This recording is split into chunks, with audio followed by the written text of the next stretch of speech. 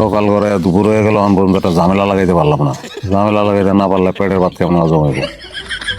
এই তো পাই গেছে জুত মতন একটা লুচ্চা পাওয়া গেছে, খাপের খাপ মন তাজ্জার বাপ।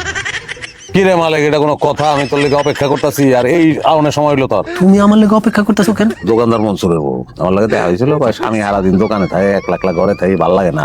আমি কইলাম যে ভাবি আমার লাগে গল্প গুজব করেন। সেদিন আইসা আইসা দূর আপনার লাগে গল্প করে মজা আছে, আমরা একটা বিয়েতে মানুষ, যদি পারেন তাহলে মালিকের পাঠাই দেন। আমি সত্যি কথা কইছে ভাই। আমার মিছে কথা কয়ে লাভ আছে? যাই মনে অন্য কোনো কাজে ডাকে। অহন পেটের বাজার জমন। কি রে, কি অবস্থা? কেতলি কি বদলাইছস?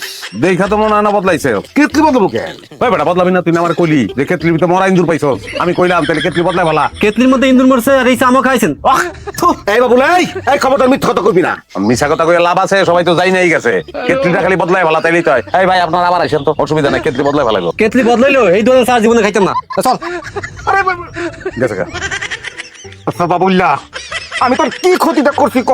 তুই আমার এত বড় সর্বনাশটা কেন করলি? একটা মিছা কথা কইয়া তোরে আসলে একটা বড় সর্বনাশের হাত থেকে আমি বাঁচাইছি।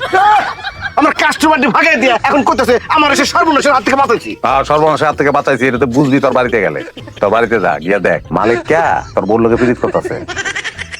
এই কথাটা তুই একটু আগে কইবি না? আরে গাদার বাচ্চা, সবাই সামনে কইলে কি তোর মান ইজ্জত থাকতো? এর লিগে তো মিছা কথা কইয়া গাদাইছি।